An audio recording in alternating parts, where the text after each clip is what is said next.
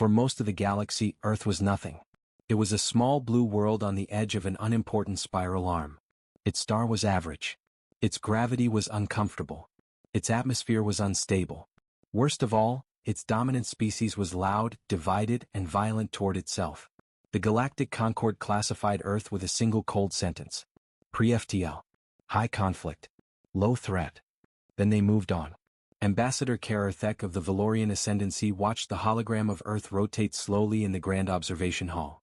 His 4 eyes blinked in mild boredom. They still burn fossil fuels, he clicked with amusement.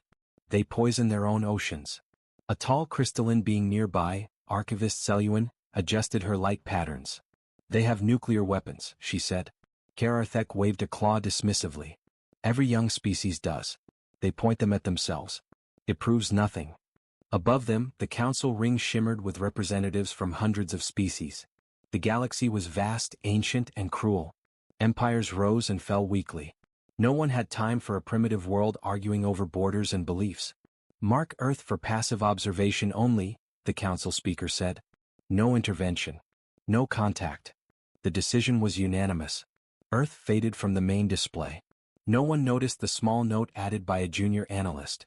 Humans show unusual pattern recognition and strategic improvisation. The analyst was ignored. On Earth, humans did not know they had been judged. They fought wars.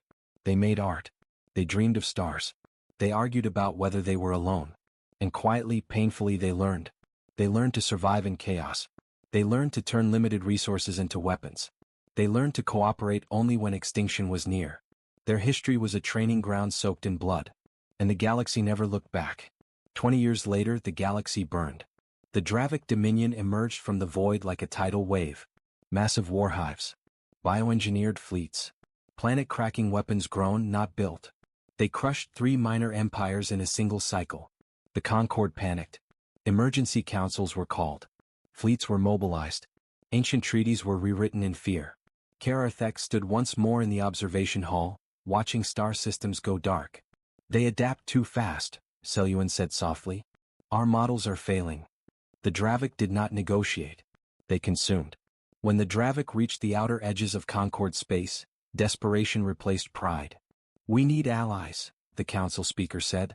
Any species with potential military value. Worlds once ignored were reconsidered. A junior aide hesitated before speaking. There's Earth. Laughter rippled across the hall. The primitives? They fight with chemical rockets. They still argue over imaginary lines.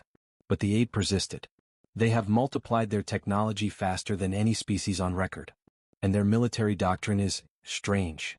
How so? The speaker asked. They plan for loss, the aide said. They expect defeat and build around it.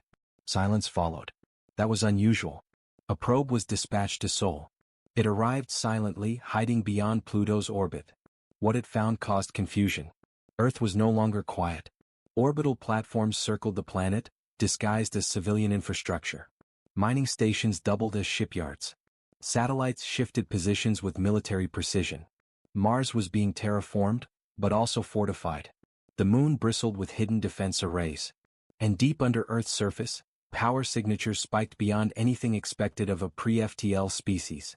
The probe transmitted one final message before being detected and destroyed. Classification error. Humanity is preparing for war. On Earth, Admiral Lena Torres watched the alert fade from her command display. Unknown probe neutralized, an officer reported. Torres folded her hands calmly. They finally noticed us, she said. Around her, the Sol Defense Council sat in silence. Generals, scientists, politicians. We stick to the plan, Torres continued. No first contact. No panic. Let them underestimate us a little longer. A young officer swallowed. And if the aliens come? Torres smiled, but there was no warmth in it. Then we remind the galaxy, she said. Why surviving on Earth made us this way. The stars above Earth watched. And for the first time they should have been afraid. Part 2. The First Contact Lie. The Galactic Concord sent a ship to Earth under a flag of peace. It was massive, elegant, and ancient. Its hull glowed with diplomatic symbols recognized across half the galaxy. The message was simple. We come in peace. We request dialogue. Humanity debated for exactly 12 minutes. Then they agreed. The Concorde vessel entered Earth orbit slowly, broadcasting its goodwill on every frequency. Billions of humans watched the sky. Inside the ship, Ambassador Kararthek adjusted his ceremonial armor. "Remember," he told his aides, "they are emotional. Keep language simple." The docking bay doors opened. Waiting inside were humans. No weapons visible. Plain uniforms. Calm faces. Admiral Torres stepped forward. "Welcome to Earth," she said. "My name is Lena Torres. On behalf of humanity we greet you." Kararthek studied her closely. One small body. Two eyes. No natural armor. No visible fear. How charming, he thought. The talks began. The Concorde spoke of the Dravik threat. Of extinction. Of unity. Torres listened carefully. "You want our help," she said at last. "Yes," Kararthek replied. "In whatever small capacity you can provide."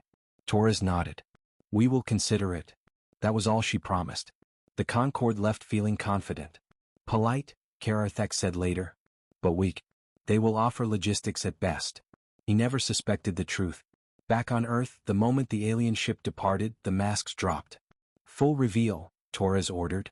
Hidden shipyards powered up. Fleets long disguised as research vessels emerged from shadowed orbits. Quantum drives, reverse-engineered in secret, hummed to life. Humanity had lied. They had already encountered alien tech decades earlier, from a crashed probe no one had claimed. They had learned quietly. Painfully. And now they were ready. The first battle happened near the Argent Rift. A Concorde fleet was ambushed by the Dravik and nearly annihilated. Just as hope faded, something impossible appeared. Human ships.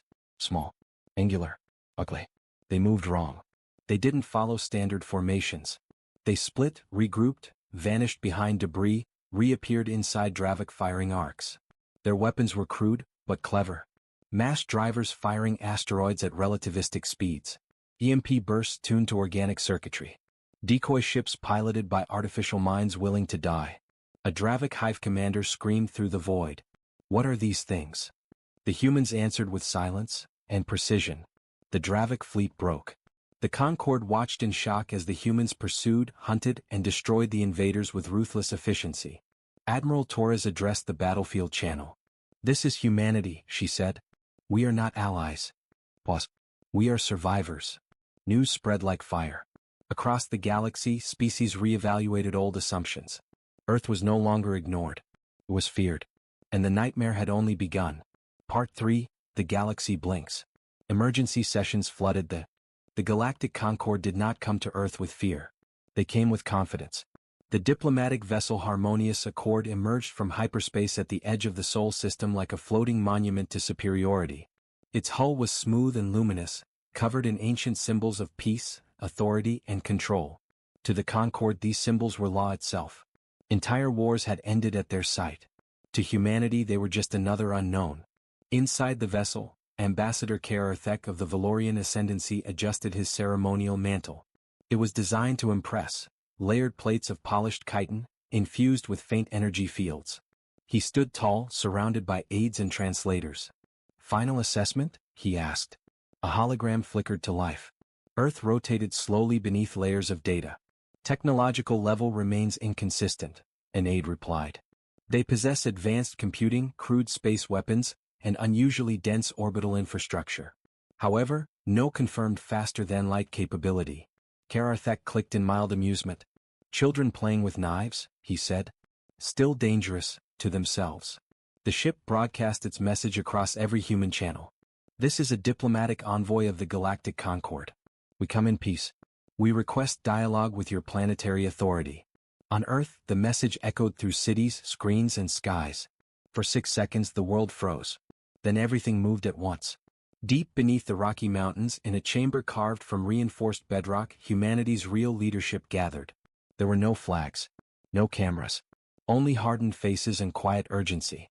Admiral Lena Torres stood at the center. "So," she said calmly, "they finally said hello." General Okoye crossed his arms. "They think we're children." "They always do," replied Dr. Amir Hale, chief Xenotech analyst. "Every species that survives long enough starts believing the universe owes them dominance." Torres nodded. "And that belief gets them killed." A massive screen showed projections of the Concorde ship. Its weapon systems were impressive, but predictable. They're not here to conquer, Hale continued. They're here because something scared them. Torres leaned forward. The Dravik? Yes. Silence followed. Humanity had known about the Dravik for years, long before the Concorde realized the danger. Silent probes. Vanished outposts. Ghost signals screaming through space. Earth had prepared in secret. The moon was hollowed and armored. Mars hid shipyards beneath red dust. Asteroids were chained together with engines and weapons, waiting. Humanity had learned one universal rule. If you wait to be taken seriously, you die. We respond, Torres said. But on our terms. The Concorde ship entered Earth orbit slowly, deliberately visible. Wanted to be seen. Clouds parted beneath it. Oceans reflected its glow. Billions watched. Inside a secured orbital station, chosen carefully for its appearance of weakness, the human delegation waited. No power armor. No visible weapons. No advanced technology on display. Just humans in simple uniforms. The docking clamps locked with a heavy sound. The airlock opened. Ambassador Karathek stepped through, flanked by guards whose weapons hummed softly with contained power. His 4 eyes scanned the room, noting every detail. Too plain, he thought. Admiral Torres stepped forward alone. Welcome to Earth, she said evenly. I am Admiral Lena Torres, representing humanity. The translators hummed. Karathek inclined his head slightly. We acknowledge your greeting. Your species has been difficult to categorize. Torres smiled politely. So have yours. The talks began. The Concorde spoke at length. About galactic order. About ancient wars. About the Dravik Dominion and the worlds already consumed. Holograms showed planets stripped bare. Civilizations erased. Some of the human delegates looked disturbed. That was intentional. Karathek watched closely. They fear, he thought. Good. We seek cooperation, Karathek said. Support roles. Resources. Intelligence. In return, the Concorde offers protection. Torres leaned back in her chair. Protection from what? The Dravik, he replied. And if your protection fails? She asked calmly. Karathek hesitated. Just for a fraction of a second. Torres noticed. We will consider your request, she said at last. That is all we can promise. The meeting ended. No alliances. No commitments. Karathek left Earth satisfied. They are frightened, he told the council later. They will comply once the Dravik draw closer. He did not know the truth. The moment the Concorde ship left orbit, Earth changed faces. Masks dropped. Across the system, dormant fleets powered up. Stealth fields disengaged. Hidden shipyards opened like steel flowers in vacuum.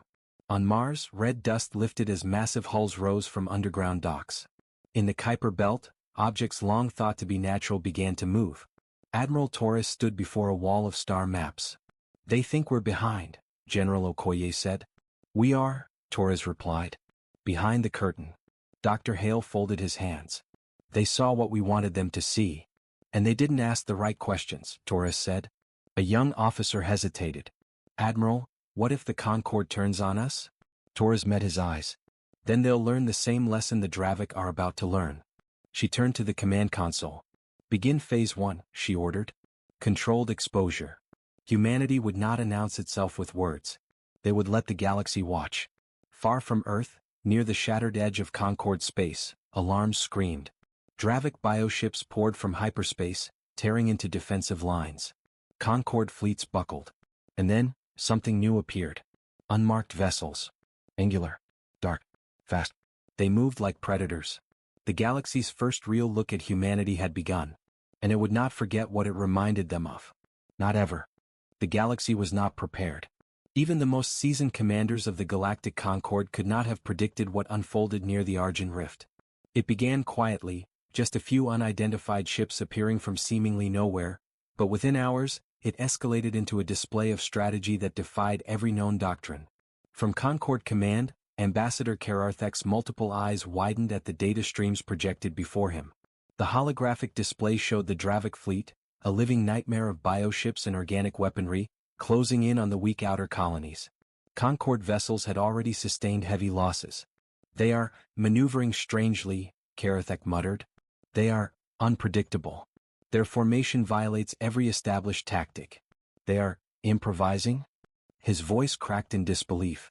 Archivist Seluan's crystalline form shimmered nervously. They analyze our patterns faster than expected. and they anticipate the Dravik better than any species with comparable FTL experience. It's almost impossible. Across the void, the human fleet was orchestrating chaos like an artist painting in fire. At first glance, it seemed disorderly, ships scattered, darting in seemingly random arcs, splitting and converging in ways that should have been suicidal. But each move was deliberate, calculated, and precise. Human commanders were playing a game in 3 dimensions that the galaxy had never even imagined. Admiral Lena Torres stood on the bridge of the Resolute, her eyes scanning multiple view screens simultaneously. She didn't flinch as the Dravik biofighters tore through decoy drones. She didn't even blink when a swarm of the living ships attempted to flank the human forces. Every ship under her command was executing a pre-planned improvisation based on live battlefield analysis. "We anticipated their aggression patterns," Torres said quietly. "Every move they make has been accounted for and countered. Now let's see how they handle this." She pressed a few keys and the fleet's hidden weapons came alive. Mass drivers, electromagnetic pulses, and repurposed asteroid kinetic strikes erupted in synchronized chaos.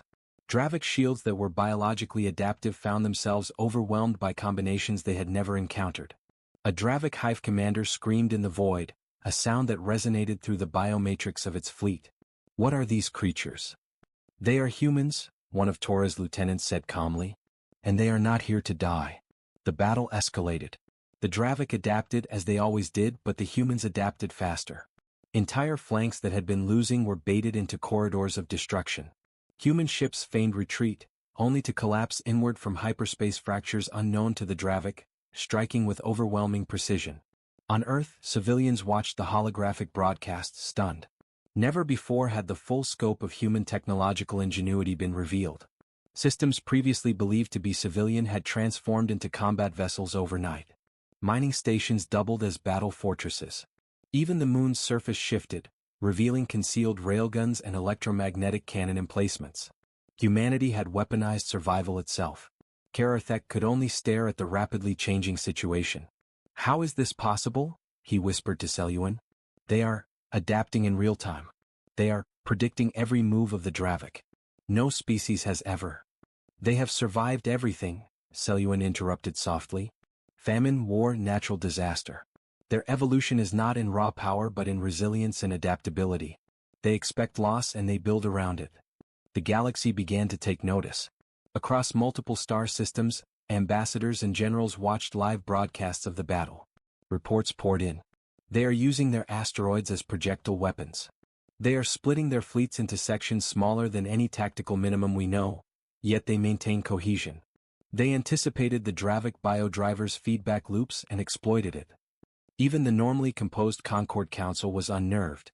"This is unprecedented," said the council speaker, a tall, gas-like entity whose form shimmered across all visible wavelengths.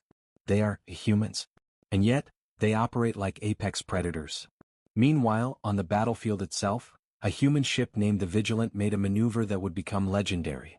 It dove directly into the center of a Dravik biocruiser cluster, not to attack, but to deploy a decoy program that simulated an entire fleet.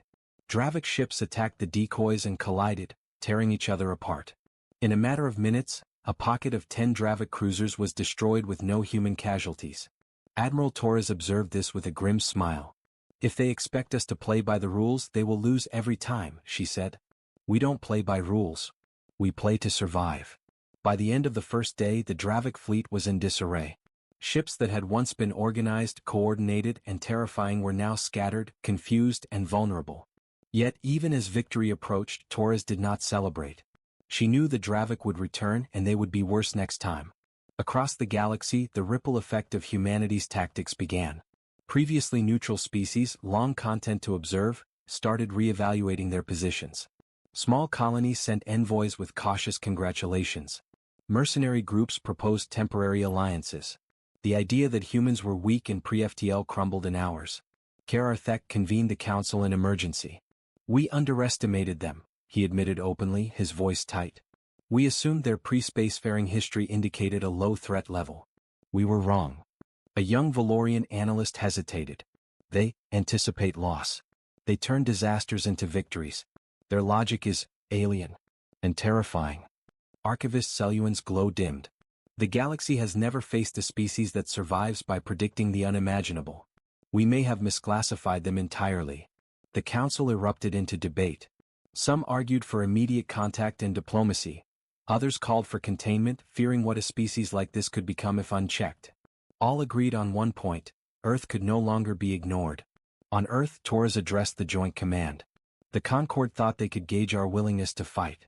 The Dravik thought they could annihilate us. Both are learning the same lesson. She paused, letting her words sink in.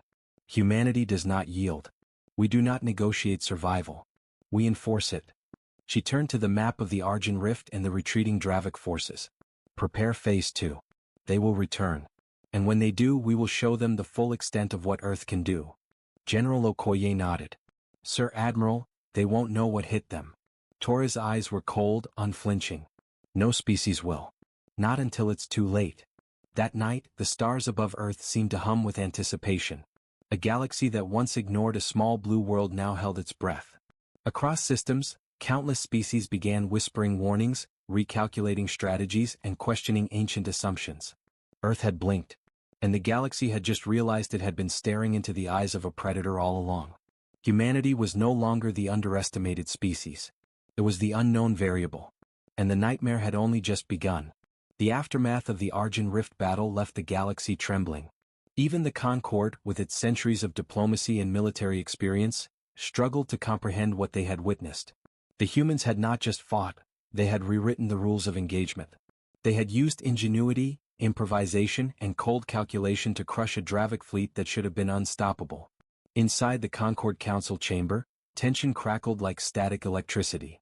Ambassador Kararthek's chiton gleamed under the chamber lights as he addressed the assembly. They are more than we anticipated, he admitted, voice tight with disbelief. They do not follow our conventions. They do not negotiate weakness.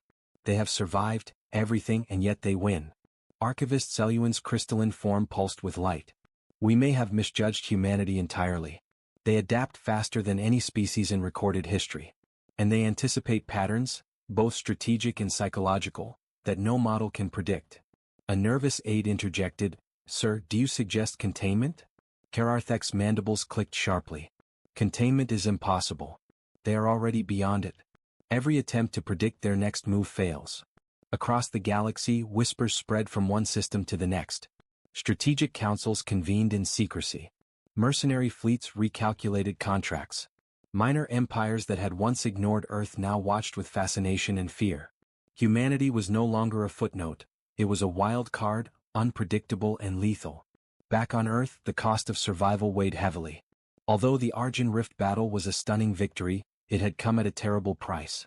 Thousands of human vessels had been destroyed, leaving millions of crew lost to the cold void. Orbital stations on Mars had been damaged, and hidden shipyards had sustained structural breaches that required weeks of repairs. Civilians on colonies like Luna and Titan had been evacuated, but the psychological impact of seeing war spill across their home system was profound. Admiral Lena Torres stood on the observation deck of the Resolute, staring at the wreckage fields displayed on the holographic map. The debris of once proud ships drifted like silent monuments to human resilience. Every loss we sustain is a lesson, she said quietly to General Okoye, who stood beside her. His armored frame reflected dimly in the console light. Lesson or not, he replied grimly, those who survived may never forgive us for the lives we lost, even if we won. Torres did not flinch. War is never clean. But the galaxy must learn one thing: underestimate humanity at your peril. Okoye's jaw tightened. Do you think the Concord will accept that? Or the other species? Torres' gaze hardened. They don't have to. They just have to remember it. Across the galaxy, the Dravik were in full retreat. Their bioships, designed to adapt organically to any threat, had been systematically dismantled by human ingenuity. Fleet commanders reported back to the hive mind in chaos. Biological patterns they had relied upon for millennia were now liabilities. Swarms that once coordinated with horrifying precision had become tangled and self-destructive under the humans' tactical traps. In one sector, a Dravik hive commander transmitted a desperate signal. The humans, they are not like the others. They think in ways we cannot anticipate. Their losses are calculated. Their victories, inevitable. But the Dravik could not surrender. Surrender was inconceivable. They could only retreat and adapt, nursing their wounds, wondering when, if ever, the humans would fully reveal themselves.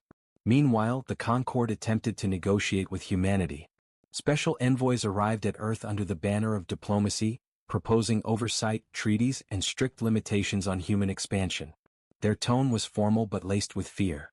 The humans had broken every assumption the galaxy had about pre-FTL species. Torres greeted them without ceremony in the grand strategic hall beneath Earth's surface. The Concord delegation expected humility, submission, or at least politeness. Instead, they were met with precision, confidence, and quiet authority. "You speak of limitations," Torres said, voice calm but firm. "We do not follow your orders. We do not negotiate survival on your terms. You ignored us. You underestimated us. Now you fear us. That is your problem." The Concord envoys exchanged nervous glances. One of them dared to respond, "Admiral, surely we can establish a framework for cooperation." Torres interrupted, her gaze sharp. "Cooperation requires respect. You never respected us. You judged us unworthy. The galaxy is waking up to what humanity is capable of, and you have two choices: adapt to reality or become collateral damage." The room fell silent. No one dared speak. The words were not a threat, they were a promise. Even among humanity, fear lingered. The losses at Argent Rift were not forgotten. Families mourned their dead, colonies rebuilt shattered infrastructure, and intelligence networks worked overtime to anticipate the next Dravik assault. Yet the losses forged humanity into something stronger. Every ship destroyed, every orbital platform damaged, every human life sacrificed contributed to a broader understanding of strategy and survival. Engineers and tacticians analyzed failures meticulously. Every misstep became a blueprint for the next engagement. On Luna, a young pilot named Aisha Chen reflected on her first battle. Her hands trembled slightly as she held a medal commemorating fallen comrades. "We were supposed to lose," she whispered to herself. "And somehow we didn't.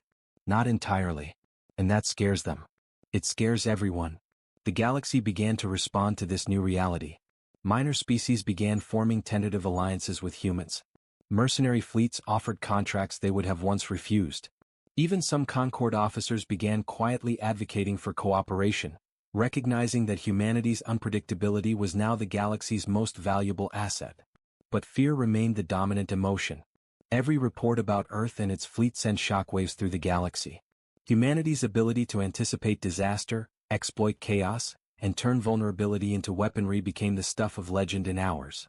Ships with crews that had survived multiple near annihilations returned not weakened but smarter, faster, more lethal. Karathek watched all of this in disbelief. The Valorian Ascendancy's centuries of strategic modeling were meaningless. Humanity had taught the galaxy that survival was not about power, it was about adaptability, cunning, and the unbreakable will to endure. He whispered to Selwyn, his voice tight, "They are not just a species, they are a force of nature." Selwyn's glow dimmed. The galaxy will never underestimate Earth again. That much is certain. And so, amidst loss and devastation, humanity's shadow grew larger in the galaxy. The price they paid was immense, but it had forged fear, respect, and awe in equal measure. Earth had survived when all others doubted it, and the universe had been forced to blink, to truly see a species it had long ignored. Admiral Torres looked at the stars above Earth, the battlefield still glowing faintly in distant orbits. She whispered, more to herself than anyone else, "The galaxy thinks this is the end of our fight. It is only the beginning." And somewhere in the vast, silent corridors of the Dravik hive mind, the word spread through organic thought. Humanity, they are coming. The nightmare, as the galaxy would soon learn, was far from over. The Dravik did not forget. They had retreated, bruised and humiliated, but vengeance coursed through their hive mind like a living fire. Every lost ship, every failed maneuver, every miscalculated attack was catalogued and adapted against. And now, after months of silent preparation, they unveiled their final, terrifying plan. A living superweapon capable of consuming entire star systems. It was not just a ship, it was an organism, grown for war, capable of self-replication, weaponizing both energy and matter and evolving mid-combat. From orbit around Proxima Centauri, the Dravik vessel, the Virates, pulsed with a sickly green light. Its bioshields shimmered like translucent armor, constantly reshaping to counter detection and attack. Every element of its physiology screamed death. Across the galaxy, the announcement of its existence sent shockwaves. All human-controlled systems will be annihilated. In Earth's grand strategic hall, Admiral Lena Torres watched the holographic projection of the Virates. Her eyes were cold, unflinching. Generals, tacticians, and scientists crowded around the projection, some visibly anxious, others awed. Superweapon, Dr. Amir Hale said. Completely autonomous. Bioreactive. Capable of targeting planetary core instability. Torres nodded. We've seen worse. Not in scale but in unpredictability. This is just another test. Lieutenant Arjun Patel, a young fleet coordinator, frowned. With all due respect, Admiral, this thing could wipe out every human colony in minutes. Millions, billions, gone. Torres' gaze swept across the room. Then we ensure it doesn't even get close enough to try. Humanity does not surrender. Not now, not ever. Prepare the countermeasures. The first engagement took place in the Sol sector. The Virates approached Earth with slow, deliberate menace, consuming asteroid belts as it advanced, converting matter into weaponized projectiles. Sensors registered massive energy fluctuations. The Dravik hive mind transmitted its message, not verbally but psychically. Resistance is meaningless. Submit or be erased.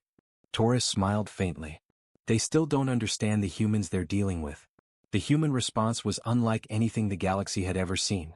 Instead of a straightforward attack, Earth activated a series of concealed orbital arrays, asteroid trap fields, and quantum decoys.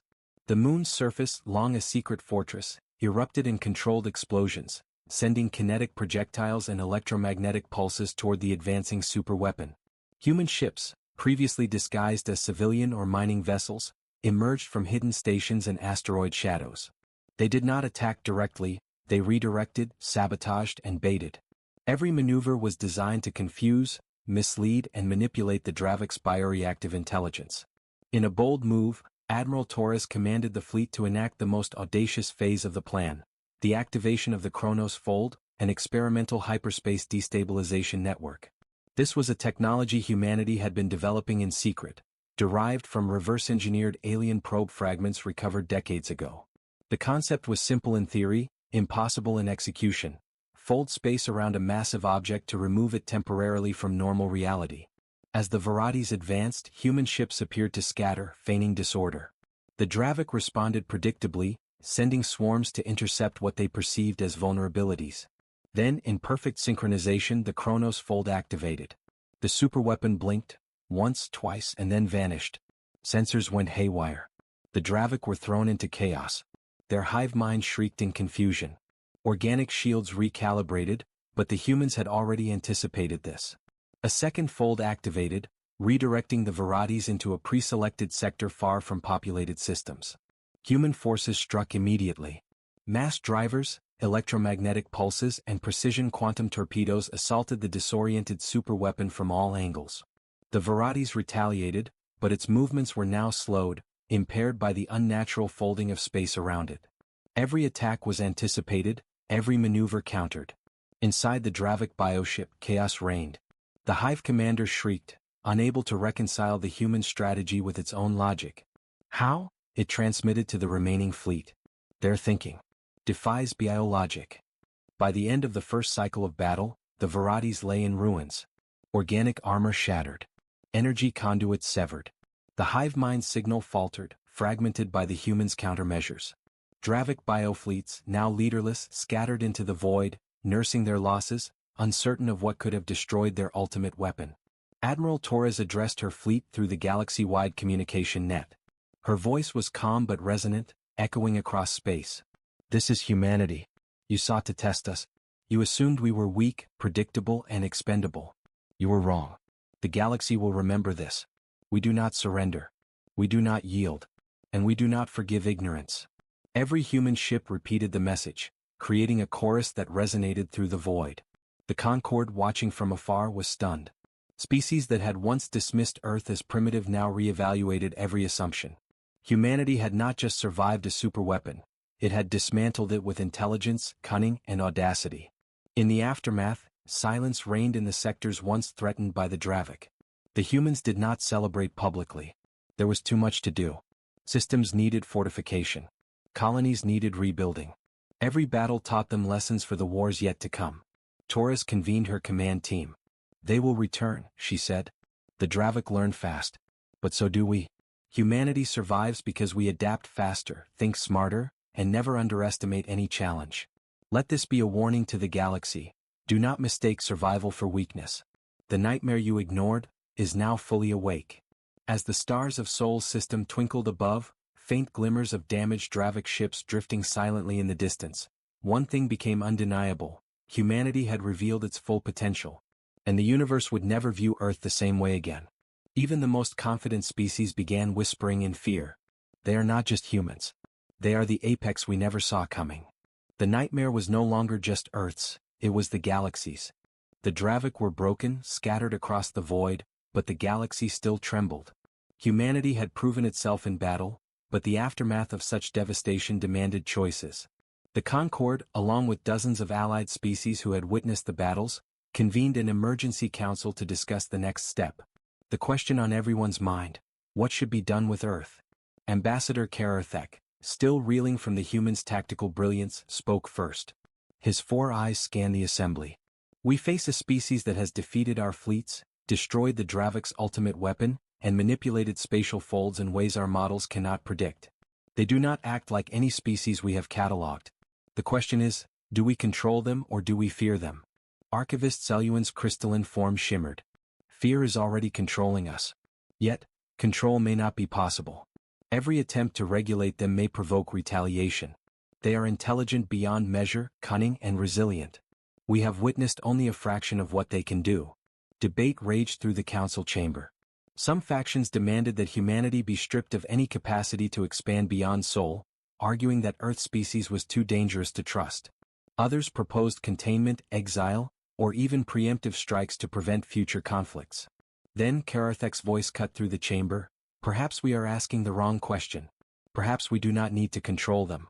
Perhaps we need to understand that some species cannot be confined by fear or law. Perhaps we should let them decide. Silence followed. It was rare in the council for anyone to be speechless. On Earth, Admiral Lena Torres received the council's message. She stood atop the command bridge of the Resolute, gazing at the stars that had been both battlefield and canvas. Her voice was calm when she addressed her team. They offer us a throne, she said. They want to dictate our actions, control our fleets, and define our reach. But we've never asked for a throne. We've never wanted dominion. Humanity survives through choice, not subjugation. General Okoye stepped forward. Then what do we tell them? Refuse? The galaxy may not understand. Torres shook her head slowly. We refuse. But not out of arrogance. Out of principle. Humanity is strongest when it decides its own destiny, when it leads by example, not by fear. We will show them balance, not tyranny. We will enforce stability, not dominance. The decision was unanimous. Humanity would refuse the Concord's offer of control and instead propose a new vision: partnership, respect, and mutual vigilance. The delegation to the Concord was unprecedented. Torres herself stood at the forefront, flanked by military leaders, scientists, and diplomats. The council chamber, normally dominated by the alien voices of 100 species, fell silent as humanity entered. Torres spoke first, her voice carrying both authority and clarity. We understand the galaxy's fear. We know the power we have demonstrated is unlike anything you have seen. We did not seek this power. We did not ask for dominance. We acted to survive. To protect our home and our species. A murmur passed through the assembly. Some alien representatives leaned forward, curious. Others recoiled, unsure how to respond to this unflinching honesty. Torres continued, the Dravik have been repelled, but the threat has not ended. Humanity has the capability to defend itself and others. We propose a new path, cooperation based on respect. Not control. Not subjugation. We will act as guardians of stability in our sectors, but we will not rule by decree. The galaxy must see us not as conquerors, but as partners, equal in capacity, equal in responsibility. Ambassador Kararthek stepped forward, his voice cautious. Admiral Torres, your words are admirable, but can we trust that a species so capable will not turn ambition into tyranny? Torres' eyes met his directly. Trust is earned through understanding, not fear. Watch us, measure us, and see that our actions are consistent. Humanity's power is the result of survival, ingenuity, and cooperation under pressure. We do not seek more than we need. That is our principle. There was silence, heavy with tension. For the first time, a species had presented itself as a peer, not a subordinate. A species that had fought the impossible and emerged with honor intact. Finally, Seleuan's voice shimmered, hesitant but impressed. Perhaps, the galaxy has been wrong to doubt Earth. Perhaps humanity is the apex we never realized could exist. Karathek nodded slowly. Then we proceed cautiously. We allow them autonomy. But we remain vigilant. This species has redefined what the galaxy considers possible.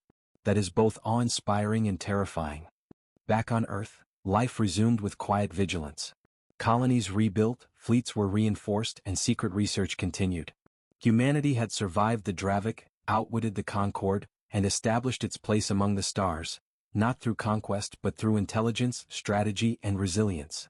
Admiral Torres walked across the command bridge one evening, watching the faint glow of distant stars.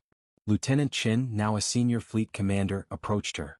"They call us Apex," Chin said quietly. "Do you think we truly are?" Torres smiled faintly. "We are Apex not because we are strongest or fastest but because we endure. We adapt.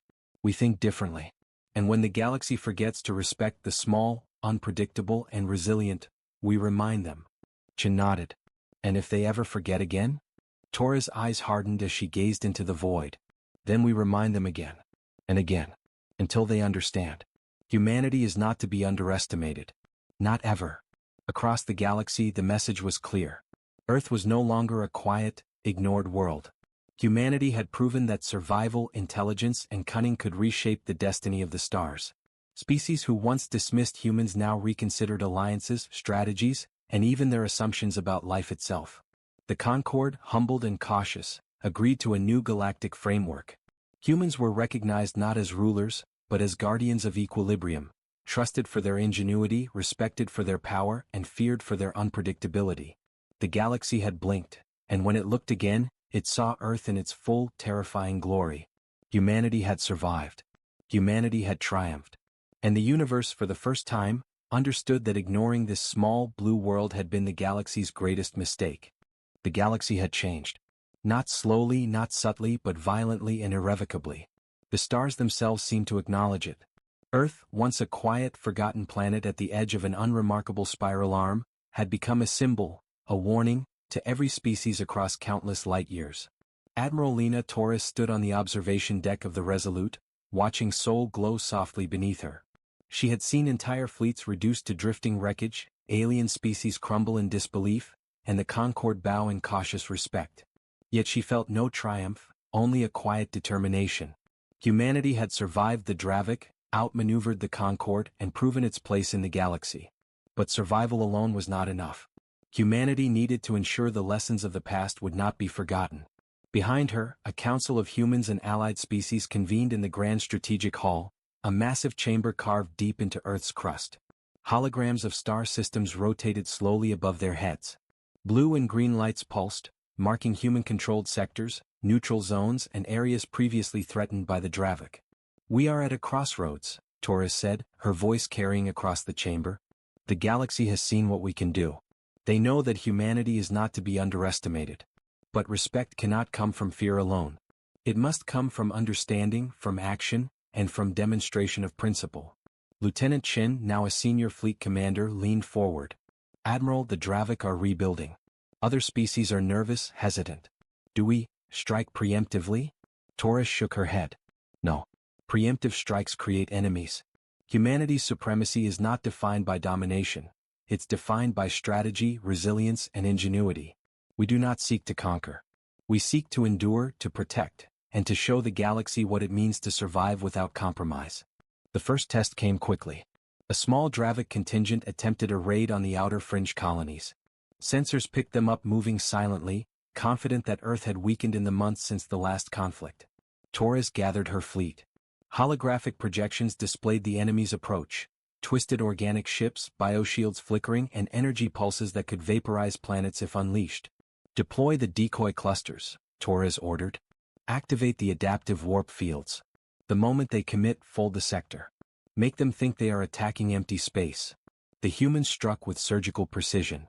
Ships emerged from hidden corridors, kinetic weapons slammed into the Dravik vessels, and the attackers' bioshields failed against new improvised countermeasures. Within cycles the small fleet was destroyed. The Dravik were left scattered, demoralized, and confused. Torres addressed the galaxy-wide communication network. Her words were calm but carried weight across countless systems. This is humanity. You have seen what we can do when forced to defend our home. Let this serve as a warning, not a threat. We endure. We adapt. We survive. And we will act to protect life and stability wherever it is threatened. The message reverberated through the void. Species that once laughed at Earth now whispered cautionary advice, recalculating alliances and reassessing galactic strategies. But humanity's strategy was more than war. It was diplomacy, ingenuity, and vision. Earth extended aid to recovering colonies, offered shared technology to neutral species, and created defensive pacts with allies without demanding obedience. For the first time, the galaxy began to understand what made humanity exceptional: the ability to combine raw intelligence with moral calculation, to survive without tyranny, and to win not through fear alone but through example. Concord diplomats approached cautiously, proposing new treaties. Torres always measured, agreed, but only on humanity's terms. We will share knowledge, she said in the Grand Chamber, but we will not compromise our autonomy. Respect is earned, not commanded. We will act as guardians, but the galaxy will never dictate what Earth can do. Kararthek, who had once scoffed at humanity, now watched in awe. They are more than we imagined. They do not seek to rule, but the entire galaxy now knows their power. That is supremacy in its purest form. Seluan's light pulses softened. They are not tyrants. They are benchmarks. A species that defines possibility. Years passed and humanity solidified its place. The Dravik, traumatized by repeated defeats and their failed superweapons, withdrew into uncharted space, wary of direct engagement. Minor empires aligned themselves with human-led initiatives, creating networks of trade, defense, and intelligence that span sectors once ignored by the galaxy. On Earth, children listened to stories of battles that reshaped the stars, of strategies that outwitted bioships and superweapons, and of courage that defied all expectations. They learned that the quiet blue dot, the planet once dismissed as insignificant, was now a force of unmatched adaptability, intellect, and resilience. Admiral Torres, now older, walked along Earth's orbiting observation decks, watching new fleets train and new colonies flourish. Lieutenant Chin, standing beside her, asked softly, "Do you think they understand now?" Torres gazed at the stars, each light a potential ally, enemy, or witness. "They do," she said. "Every species that once ignored us has learned. The galaxy has seen what humans can endure, what we can invent, and how far we will go to survive. And if anyone forgets, the blue warning will always remind them." Below, the planet shimmered like a jewel in the void. Oceans sparkled, forests swayed in the wind, and cities glowed with life and technology. Earth had been underestimated for millennia, overlooked and dismissed. Now it stood as the proof of a simple truth. Humanity could not be ignored. Humanity could not be underestimated. Across the galaxy, species whispered the same name in awe, fear, and respect. The quiet blue dot had awakened. It had survived the impossible, outwitted the invaders, and stood as both guardian and nightmare. And for the first time in galactic history, the universe understood what it meant to face the apex. Not merely strong, not merely advanced, but relentless, cunning, and alive in ways no one could have imagined. The galaxy would never forget. Earth had been ignored, until it became a nightmare.